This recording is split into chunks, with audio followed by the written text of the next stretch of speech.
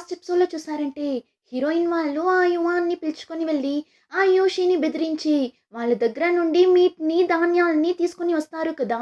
దానివల్ల ఇప్పుడు హీరోయిన్ జిన్ ఇంకా వాళ్ళ ఫ్రెండ్స్ అందరూ మనం ఈసారి కూడా చాలా పెద్ద పని చేశాము. మార్కస్ మనకి ఇప్పుడు కూడా రివార్డ్ ఇస్తాడేమో కదా! అని మాట్లాడుకుంటూ ఉంటారు. అప్పుడు అక్కడికి హీరో మనిషి వచ్చి, ఇతని పేరు షియాన్. ఇప్పుడు ఈ షియాన్ వాళ్ళ దగ్గర మార్కస్ మిమ్మల్ని చూడాలి అని చెప్తున్నాడు అని చెప్పి వాళ్ళని పిలుచుకొని వెళ్తాడు. వాళ్ళు ఖుషీగా వెళ్తుంటారు. ఇప్పుడు లోపలికి వెళ్తే అక్కడ హీరో ప్లేస్‌లో హీరో మనిషి దోహా అనే అతను మార్కస్‌లా కూర్చోంటాడు. కానీ హీరోయిన్ వాళ్ళకి ఫేస్ అంతా కనిపించదు. ఏమంటే మధ్యలో ఒక క్లాత్ అడ్డంగా ఉండడం వల్ల ఇంకా హీరోయిన్ వాళ్ళు ఎంత మంచి పని చేసినా ఆ యువాన్ని ఎవరికీ తెలియకుండా పిలుచుకొని వెళ్ళి ఆర్మీ రూల్స్‌ని బ్రేక్ చేశారు కదా! దానివల్ల హీరో ఇంకొకసారి వీళ్ళు ఇలా అంతా చేయకుండా ఉండాలి అంటే వీళ్ళకి పనిష్మెంట్‌ని ఇవ్వాలి అని అనుకుంటాడు. దానివల్ల హీరో వాడి మనిషి దోహా దగ్గర ఏమంతా మాట్లాడాలి అని రాసిచ్చింటాడు. ఇప్పుడు దోహా కూడా దాన్ని చూసి మార్కస్‌లా మీరు ఈరోజు మిలిటరీ రూల్స్‌ని బ్రేక్ చేసి చాలా విషయాలు చేసేశారు. దానివల్ల మీకు ఖచ్చితంగా పనిష్మెంట్‌ని ఇచ్చి తీరాలి అని చెప్పగా హీరోయిన్ వెంటనే మీరు శిక్షించాలి అంటే నన్ని మాత్రం శిక్షించండి. జిన్‌కి మిగిలిన వాళ్ళకంతా ఇందులో సంబంధం లేదు. నేనే వాళ్ళని బలవంతంగా పిలుచుకొని వెళ్ళాను అని చెప్పగా వాళ్ళు ఎలా సైలెంట్‌గా ఉంటారు. వాళ్ళు లేదు చంగ్యున్‌కి ఇందులో సంబంధం లేదు. దానివల్ల మమ్మల్ని శిక్షించండి అని చెప్తుంటారు. ఆ టైం అక్కడికి హీరో వచ్చి వాడు మోకాళ్ళ మీద కూర్చొని నా వైఫ్ చేసిన తప్పుకి నాకు శిక్ష ఇవ్వండి అని చెప్తుంటాడు. హీరోయిన్ చేసిన తప్పుకి హీరో పనిష్మెంట్ తీసుకుందాము అని అనుకుంటాడు. కానీ హీరోయిన్ ఎలా ఒప్పుకుంటుంది? లేదు లేదు నా హస్బెండ్ కంతా పనిష్మెంట్‌ని ఇవ్వకండి. రూల్స్‌ని బ్రేక్ చేసింది నేనే. సో నాకు పనిష్మెంట్‌ని ఇవ్వండి అంటుంది. ఇలానే హీరో హీరోయిన్ ఇద్దరూ మార్చి మార్చి నాకు పనిష్మెంట్‌ని ఇవ్వండి. లేదు నాకివ్వండి అని చెప్తుంటారు. లోపల ఉన్న దోహాని చూడాలి. రాసిచ్చిందంతా అయిపోయిందేమో. సో ఏం మాట్లాడాలో తెలియక బిత్తర ముఖం పెట్టి కూర్చుంటాడు. అప్పుడు హీరో ఇలా మిలిటరీ రూల్స్‌ని బ్రేక్ చేస్తే వాళ్ళకి 30 కొరడా దెబ్బలు కొడతారు కదా! సో నా వైఫ్‌కి బదులుగా నన్ని కొట్టండి అని చెప్పగా లోపల ఉన్న దోహాకి ఇప్పుడు ఏం చేయాలని తెలియడం లేదు. అయినా కూడా అతను చెప్పినట్లే చేయండి అని చెప్పేస్తాడు. అక్కడ ఉన్న వాళ్ళు కూడా హీరోని కొట్టేలా వెళ్తారు. హీరోయిన్ అయితే హీరోని గట్టిగా పట్టుకొని నా హస్బెండ్‌ని కొట్టకండి, నన్ని కొట్టండి అని చెప్తుంటుంది. అప్పుడు అక్కడికి యూజిన్ వస్తుంది. తనొచ్చి నాకు పనిష్మెంట్‌ని ఇవ్వండి అని చెప్తుంది. అప్పుడు హీరోయిన్ దీనికి మీకు ఎలాంటి సంబంధం లేదు. అలా ఉన్నప్పుడు మీరెందుకొచ్చారు అని అడుగుతుంది. అప్పుడు యూజిన్ చంగ్యున్ యువాన్ని పిలుచుకొని వెళ్ళడం నేను చూశాను. కానీ ఆ విషయాన్ని మీ దగ్గర రిపోర్ట్ చేయలేదు. దానివల్ల ఫస్ట్ నన్ని పనిష్ చేయండి అంటుంది. దోహాకి అయితే తలనే పగిలిపోతుంటుంది. అక్కడ ఉన్నది యువరాణి కదా! వాడెలా పనిష్మెంట్ ఇవ్వగలడు? వెంటనే హీరో ఇదంతా ఆర్మీ రూల్స్. దీని గురించి మీకేం తెలీదు. మీరు ఇక్కడి నుండి వెళ్ళండి అంటాడు. అప్పుడు యూజిన్ అన్ని రూల్స్ ప్రకారమే జరగాలి అంటే ఫస్ట్ నేను మోకాళ్ళ మీద కూర్చోవాలి కదా అని తను ఇప్పుడు మోకాళ్ళ మీద కూర్చొనేలా వెళ్తుంది. తను ఈ దేశానికి యువరాణి కదా! తను అలా చేస్తుంటే వాళ్ళు ఎలా సైలెంట్‌గా ఉండగలరు? దానివల్ల అందరూ ఏం చేస్తున్నారు మీరు అన్నట్లు చూస్తుంటారు.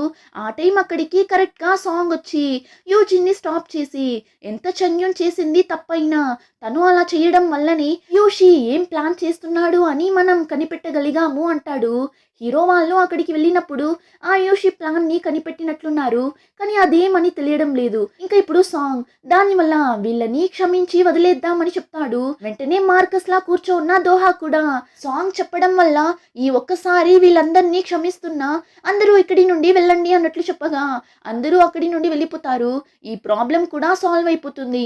ఇంకా అలానే నెక్స్ట్ సీన్ లో చూసారంటే క్యాంప్ లో ఉన్న సోల్జర్స్ అందరూ హీరోయిన్ గురించే మాట్లాడుతుంటారు. ఆ అమ్మాయి చాలానే స్ట్రాంగ్ అయిన ఒక అమ్మాయి అంట.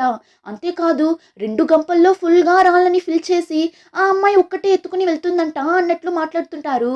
జిన్ ఇంకా వాడి ఫ్రెండ్స్ కూడా అక్కడే ఉన్నారు. వీళ్ళు ఎప్పుడూ హీరోయిన్‌తోనే కదా ఉంటారు. దానివల్ల సోల్జర్స్ అందరూ వీళ్ళకి కూడా అంతలా మర్యాద ఇస్తుంటారు. అప్పుడు జిన్ అందరి దగ్గర హీరోయిన్ యొక్క గొప్పతనం గురించంతా చెప్తుంటాడు. అదంతా క్యాంప్ మొత్తం స్ప్రెడ్ అవుతుంటుంది.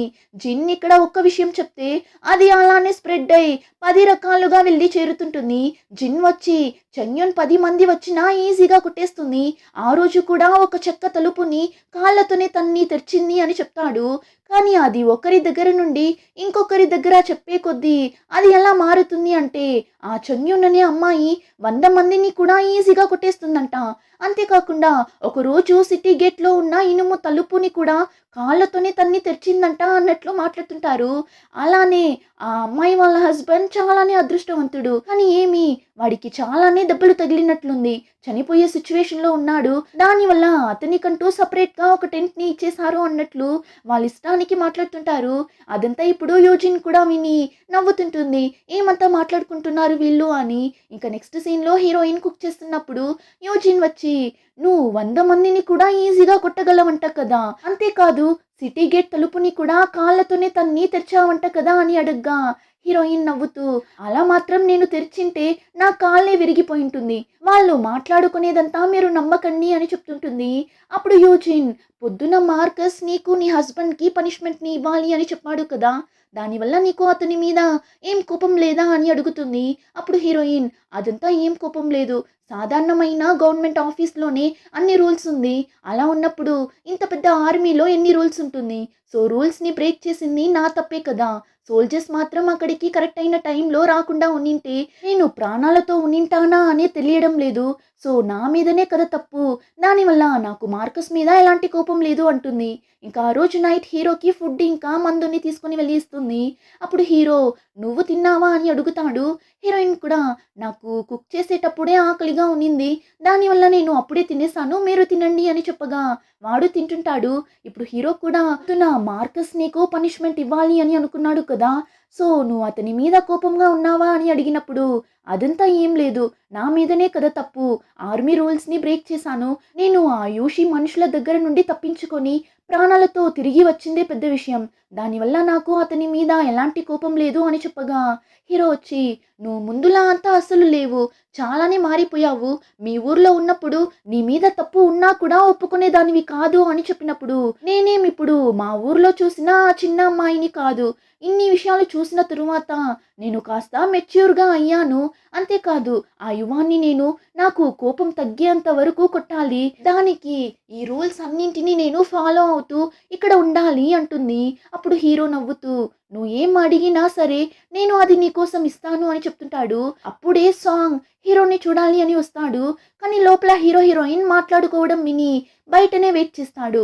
ఇంకా ఇక్కడ హీరోయిన్ వే తాత గురించి చెప్తుంటుంది.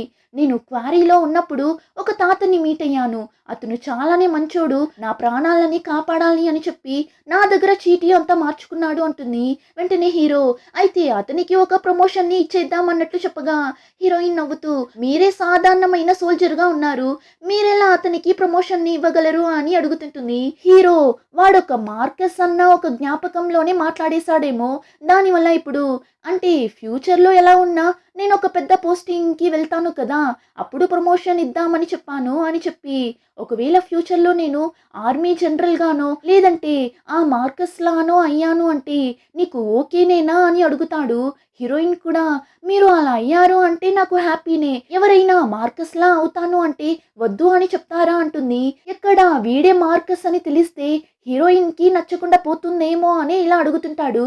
కానీ హీరోయిన్ ఇలా చెప్పడంతో హీరోకి చాలానే హ్యాపీగా ఉంటుంది. ఇంకా బయట సాంగ్ చాలా సేపటి నుండి వెయిట్ చేస్తున్నాడు కదా! వీళ్ళు వదిలితే నైట్ అంతా కూడా మాట్లాడుతూనే ఉంటారు అని చెప్పి లోపలికి రావచ్చా అని అడుగుతాడు.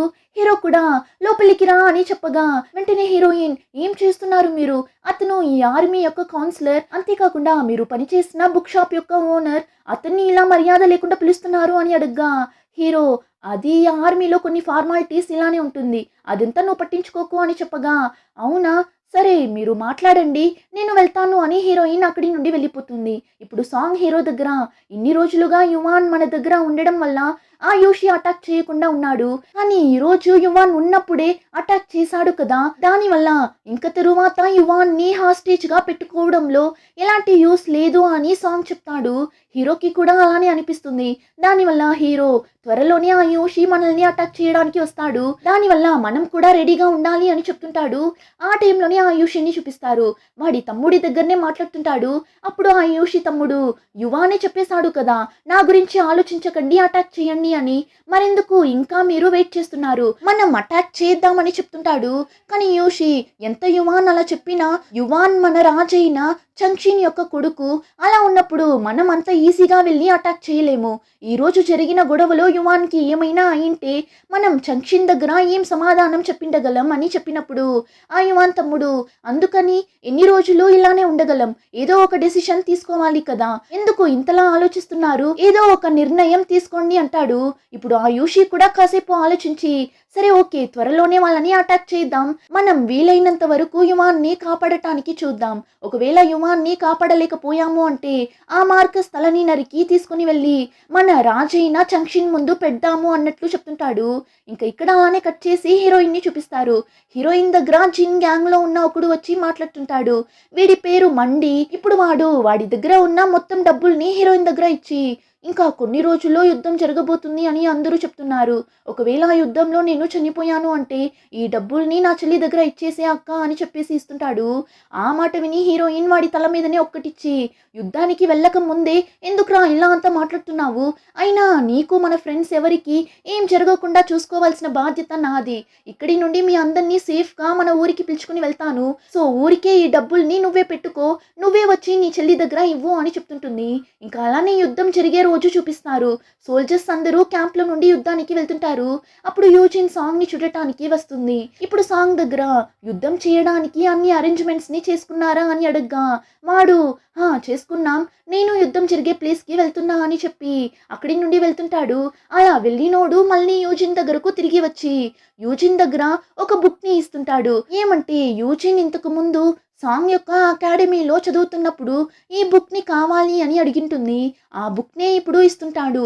యూజిన్ కూడా ఆ బుక్ ని తీసుకొని జాగ్రత్తగా వెళ్ళి రండి అని చెప్తుంది. అప్పుడు సాంగ్, అదంతా నాకేం కాదు, ఇంతమంది సోల్జర్స్ ఉన్నారు కదా, నేను సేఫ్ గానే ఉంటాను, ఒకవేళ నాకేమైనా అయినా కూడా అని చెప్తుంటాడు. అంతలో యూజిన్ ఫాస్ట్ గా వెళ్ళి వాడిని హక్ చేసుకొని, మీకు ఏమైనా అవుతుంది అన్న మాట అంతా అసలు చెప్పకండి, నేను మీకోసమే ఇక్కడ వెయిట్ చేస్తుంటా, జాగ్రత్తగా వెళ్ళి జాగ్రత్తగా తిరిగి రండి అంటుంది.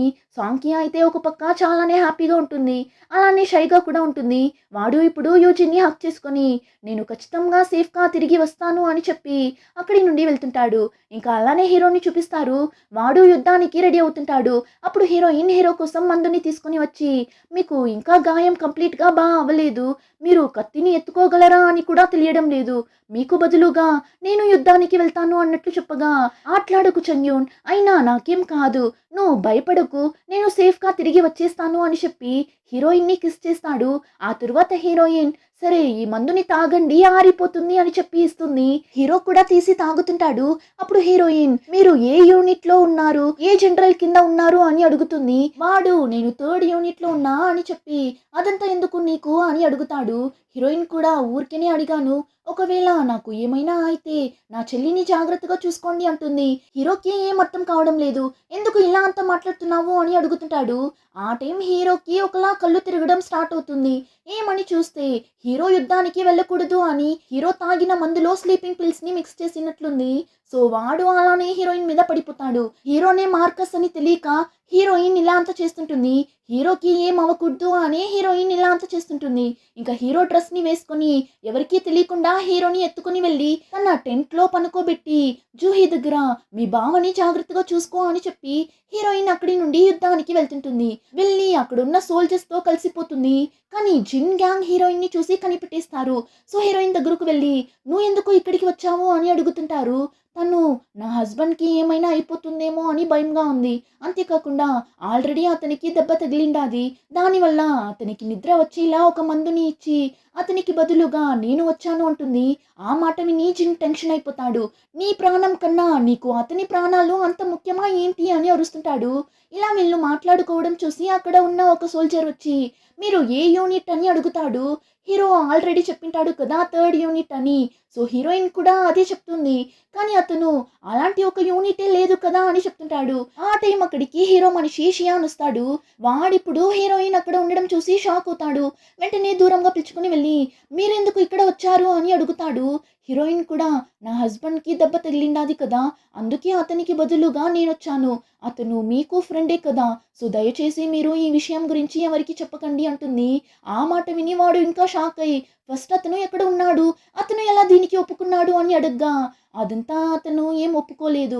నేనే అతనికి నిద్ర వచ్చేలా మందుని ఇచ్చి వచ్చాను అంటుంది. ఆ మాట విని షియాన్‌కి ఎలా రియాక్ట్ అవ్వాలని తెలియడం లేదు. ఎందుకు ఇలా చేశారు మీరు? అతను లేదంటే అసలు ఈ యుద్ధం ఎలా జరుగుతుంది? అతనే కదా ముఖ్యమైన మనిషి అన్నట్లు ఒక ఆత్రంలో చెప్తుంటాడు. అదంతా విన్న హీరోయిన్ అతను సాధారణమైన సోల్జరే కదా, అందులోనూ అతనికే దెబ్బ తగిలిండాది. అయినా నేను కూడా బాగా ఫైట్ చేస్తాను. సో ఎలాంటి ప్రాబ్లం లేదు అని చెప్తుంటుంది.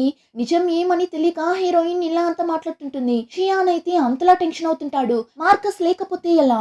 ఇంకాసేపట్లో ఇక్కడి నుండి యుద్ధానికి వెళ్ళాలి కదా అని చెప్పి ఇప్పుడు దోహా దగ్గరకు వెళ్ళి మార్కస్ ఎక్కడ ఉన్నాడో వెళ్ళి చూడు, అతను మేల్కొన్న వెంటనే యుద్ధానికి పిలుచుకుని వచ్చేసి అని చెప్పి షియాన్ సోల్జర్స్ అందరినీ యుద్ధానికి పిలుచుకుని వెళ్ళిపోతాడు. ఇప్పుడు అలానే యుద్ధం జరిగే ప్లేస్ ని చూపిస్తారు. హీరో మనుషులందరూ అసెంబుల్ అయిపోతారు. అప్పుడు ఆ ప్లేస్ లో సడన్ గా ఒకటే పొగలు వస్తుంటుంది. హీరో సైనికులు కత్తిని పెట్టుకొని రెడీగా నిల్చో ఉంటారు.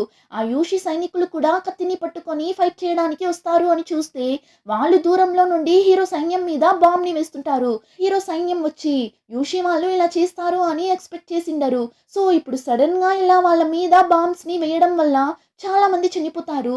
హీరోయిన్ జిన్ గ్యాంగ్ ఎలానో ఆ బాంబ్ నుండి తప్పించుకుంటారు. కాసేపు తరువాతని ఆ యోషి మనుషులు ఆయుధాలతో యుద్ధం చేయడానికి వస్తారు. ఇప్పుడు ఇద్దరి సైన్యం మధ్య భయంకరంగా యుద్ధం జరుగుతుంటుంది. అలానే ఇంకో పక్క హీరోని చూపిస్తారు. వాడు ఇప్పుడే కాన్షియస్ లోకి వస్తాడు. కళ్ళు తెరిచి చూసినోడు వాడి ముందు జూహి ఉండడం చూసి వాడికి అర్థం కావడం లేదు. నేనెందుకు ఇక్కడ ఉన్నా అన్నట్లు చూస్తున్నప్పుడు కరెక్ట్ గా దోహా హీరోని వెతుక్కుంటూ వచ్చేస్తాడు. వాడిప్పుడు హీరో దగ్గర మార్కస్ సిచ్యువేషన్ మనం అనుకున్నట్లు లేదు. ఆ యూషి మనుషులు బాంబ్ ని వేస్తున్నారు. మన వాళ్ళు మేనేజ్ చేయలేకపోతున్నారు అని చెప్పి చంగ్యూన్ మీకు బదులుగా యుద్ధానికి వెళ్లారు అంటాడు. ఆ మాట విని హీరో షాక్ అయి ఇప్పుడు వెంటనే అక్కడి నుండి యుద్ధం జరుగుతున్న ప్లేస్ కి వెళ్దామని పైకి లేస్తాడు. కానీ ఆ మందు యొక్క పవర్ ఇంకా కంప్లీట్ గా పోలేదేమో. వాడికి ఒకలా కళ్ళు తిరుగుతున్నట్లే ఉంటుంది. అయినా ఎక్కడి నుండి వెళ్ళాలి కదా, వాడు కంప్లీట్ గా కాన్షియస్ లోకి రావాలి అని ఇప్పుడు జూహీని అటుపక్క తిరుక్కోమని చెప్పి కత్తితో వాడి చెయ్యిని కోసుకుంటాడు. ఇంకా ఇక్కడ అలానే కట్ చేసి యుద్ధం జరుగుతున్న ప్లేస్ లో చూపిస్తారు. భయంకరంగా ఫైట్ జరుగుతుంటుంది. హీరోయిన్ కూడా తన వల్ల అయినంత ఫైట్ చేస్తుంటుంది. ఇలా ఫైట్ చేస్తున్నప్పుడు ఆ యోషి మనిషి ఒకడు బాంబ్ ని వేయాలి అని చూస్తుంటాడు. సో వాడిని ఇప్పుడు చంపుదామని హీరోయిన్ వెళ్తుంది. కానీ చూస్తే అది ఒక అమ్మాయి కావడంతో హీరోయిన్ తనని ఏం చేయకుండా ఆ బాంబ్ ని వేసే తాడుని మాత్రం కట్ చేసి ఆ అమ్మాయిని చంపకుండా వదిలేస్తుంది. ఇంకో పక్క జిన్ ఇంకా వాడి ఫ్రెండ్స్ కూడా బాగానే ఫైట్ చేస్తుంటారు. ఇలా ఇద్దరి సైన్యం మధ్య భయంకరంగా ఫైట్ జరుగుతుంటుంది. అప్పుడే అక్కడికి ఆ యూషి తమ్ముడు వస్తాడు. వాడిప్పుడు ఒక్క దెబ్బతోనే హీరో సైనికుల్ని చంపేస్తుంటాడు. అలా చంపుకుంటూ షియాన్ దగ్గరకు వెళ్తాడు. ఇప్పుడు షియాన్ కి ఆ యూషి తమ్ముడికి మధ్య భయంకరంగా ఫైట్ జరుగుతుంటుంది. ఆ షియాన్ తమ్ముడు చాలానే స్ట్రాంగ్ గా ఉన్నట్లున్నాడు. దాని వల్ల షియాన్ మేనేజ్ చేయలేకపోతాడు. అప్పుడే ఆ యూషి తమ్ముడు అక్కడ హీరోయిన్ ఉండడం చూస్తాడు. హీరోయినే కదా ఆ యువాన్ని తాడుతో కట్టిపెట్టి వీళ్ళని బెదిరించింది. సో ఇప్పుడు హీరోయిన్ ని చూసి నిన్ను ఈ రోజు నేను చంపకుండా వదలను అని చెప్పి హీరోయిన్ ని అటాక్ చేసేలా వెళ్తాడు. హీరోయిన్ అయితే అలానే పైకి ఎగిరి వాడిని తంతుంది చూడండి. కానీ వాడు అంత పెద్దగా ఉన్నాడు కదా, సో హీరోయిన్ కింద పడిపోతుంది. అయినా హీరోయిన్ గివ్ అప్ అవ్వదు. స్ట్రాంగ్ గా పైకి లేచి తన ఫుల్ స్ట్రెంగ్త్ ని యూస్ చేసి వాడి దగ్గర ఫైట్ చేస్తుంటుంది. వాడి మీదనే ఎక్కి కూర్చొని వాడిని అటాక్ చేస్తుంటుంది. వాడు హీరోయిన్ ని అటాక్ చేస్తుంటాడు. ఇలానే ఇద్దరు చాలాసేపు ఫైట్ చేస్తుంటారు. కానీ ఒక స్టేజ్ లో హీరోయిన్ వాడి వెపన్ ని లాక్కొని దాంతోనే వాడిని కొట్టి వాడిని చంపేస్తుంది. సో యూషి తమ్ముడు హీరోయిన్ చేతిలోనే చనిపోతాడు. షియాన్ అయితే హీరోయిన్ ని అంత షాకింగ్ గా చూస్తుంటాడు. అంత ఈజీగా వాడిని ఎలా చంపింది అని. ఇంకా ఆ యూషి తమ్ముడు చనిపోవడంతో ఆ యూషి మనుషులు అక్కడి నుండి పారిపోతారు. So finally hero army win అయిపోతారు. ఇంకా హీరోయిన్ వాడి దగ్గర చాలాసేపు ఫైట్ చేసి ఉంటుంది కదా, సో తను చాలానే టయర్డ్ అయిపోతుంది. దానివల్ల అక్కడే కూర్చొనేస్తుంది. అప్పుడే హీరో వాడి మనుషులతో అక్కడికి వస్తాడు. ఇప్పుడు అందరూ మార్కస్ వచ్చేసాడు, మార్కస్ మార్కస్ అని అరుస్తుంటారు. ఏంటి మార్కసా అని జిన్ గ్యాంగ్ తిరిగి చూస్తుంటారు. అక్కడ హీరో కదా వస్తున్నాడు. సో హీరోని చూసి జిన్ వాళ్ళు ఏంటి చంగ్యున్ హస్బెండే మార్కసా అని షాక్ అయి చూస్తుంటారు. ఆ మాట విని హీరోయిన్ కూడా తిరిగి చూస్తుంది. ఇప్పుడు అక్కడ హీరోని అలాంటి ఒక గెటప్ లో చూసి హీరోయిన్ కి అర్థమైపోతుంది హీరోనే మార్కస్ అని. హీరోయిన్ కి హ్యాపీగా అంత ఉండదు, చాలానే బాధగా ఉంటుంది. ఏమంటే హీరో సాధారణమైన సోల్జర్ అనే హీరోయిన్ హీరో కోసం తన ప్రాణాలని కూడా పెద్దగా లెక్క చేయకుండా రిస్క్ చేసి మరీ వచ్చి యుద్ధం చేసింటుంది. కానీ ఇప్పుడు హీరోనే మార్కస్ అని తెలిసిన తరువాత అయితే నేనే పిచ్చిదానిలా అతనికి ఏం అవ్వకూడదు అని ఇలా అంతా చేస్తున్నానా అని చెప్పి హీరోని చూడటానికి ఇష్టం లేక అక్కడి నుండి ఫాస్ట్గా పరిగెత్తుకుంటూ వెళ్తుంటుంది. కానీ హీరో ఫాస్ట్గా వెనకాలే వెళ్ళి హీరోయిన్ని అలానే క్యాచ్ చేసి పట్టుకొని గుర్రం మీద కూర్చోపెట్టుకొని అక్కడి నుండి వెళ్తుంటాడు. ఇలానే ఎపిసోడ్ కంప్లీట్ అవుతుంది. రిమైనింగ్ స్టోరీని నెక్స్ట్ ఎపిసోడ్లో చూద్దాం. ఇంకా ఈ వీడియో నచ్చితే like, share and subscribe. Thank you.